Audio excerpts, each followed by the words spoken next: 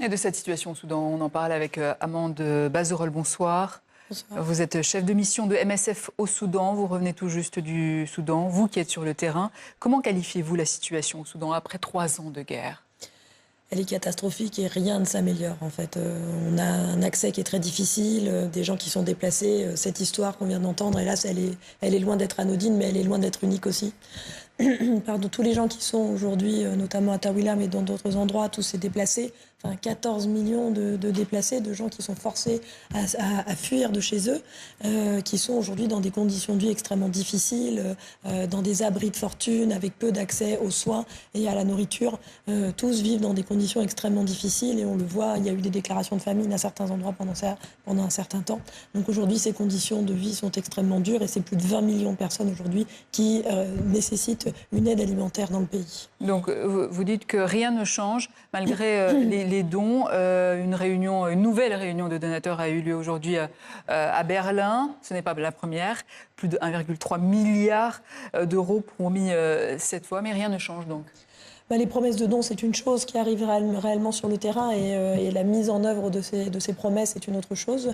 C'est-à-dire combien de pourcents, ça n'arrive pas. Là, aujourd'hui, on parle de 16% seulement qui auraient été comblés sur cette année. Donc évidemment, c'est des promesses, mais on ne voit pas forcément les choses arriver sur le terrain après. Et après, il y a la difficulté de mise en œuvre également due à la sécurité. Les attaques de drones qu'on vient de décrire ne font qu'augmenter. Donc c'est un accès difficile pour nous pour pouvoir ne pas mettre en danger les gens au moment où on fait des distributions, où les acteurs humanitaires font des distributions. Et donc, et le fait qu'effectivement, il y ait peu d'accès, que ce soit notamment à l'Est, où aujourd'hui les lignes de front, qui sont les deux corps de front, soient quasiment inaccessibles aujourd'hui aux humanitaires pour pouvoir venir en aide à ces populations qui sont dans le besoin. On a beaucoup parlé de la prise d'El Fasher, la capitale du Darfour Nord, le 26 octobre dernier. Aujourd'hui, quelles sont les zones qui vous préoccupent le plus ? Et donc aujourd'hui, comme je disais, il y a les deux États du Nord et du Sud, Kordofan, qui nous préoccupent vraiment de manière importante.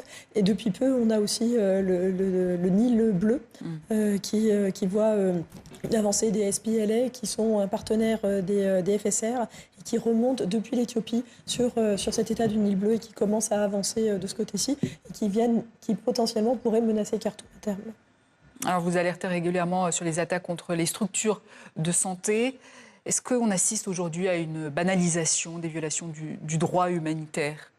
Absolument. On a vu au cours des dernières guerres qui se sont les théâtres qu'on a vus, que ce soit l'Ukraine, la Palestine, le Liban, aujourd'hui l'Iran et depuis 3 ans au Soudan. Donc il y a quelques semaines de ça, il y a à peu près 2-3 semaines, il y a eu un bombardement majeur d'un hôpital à El Daïn au Darfour de l'Est qui a fait 70 morts. 70 morts, ça devrait alerter la communauté internationale. On devrait dire quelque chose et ça passe absolument inaperçu. Pour l'heure, les médiations pour amener la paix ont toutes échoué.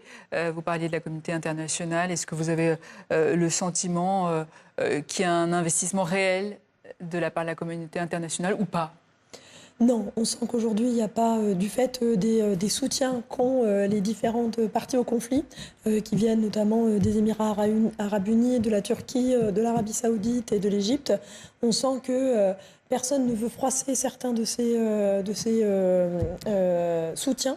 Et donc, et on voit que, y compris la France, ne joue pas le rôle qu'il devrait jouer, puisqu'il ne critique pas assez, il n'essaie pas de mettre une pression assez importante pour arrêter les livraisons d'armes qui permettraient au moins d'aller vers un cessez-le-feu. La paix prendra évidemment beaucoup plus de temps, mais au moins d'arrêter les armes pour qu'on puisse venir en aide de ces populations et commencer à discuter. Donc pour vous, c'est ce qu'il faudrait faire pour cesser ces interventions, ces interférences même extérieures. Exactement, mais les intérêts commerciaux et économiques sont trop importants aujourd'hui pour qu'il y ait des vrais décideurs qui prennent des actions contre ces pays qui sont des partenaires importants pour beaucoup de pays occidentaux. Amande Bazerol, merci. Je rappelle que vous êtes chef de mission de MSF au Soudan.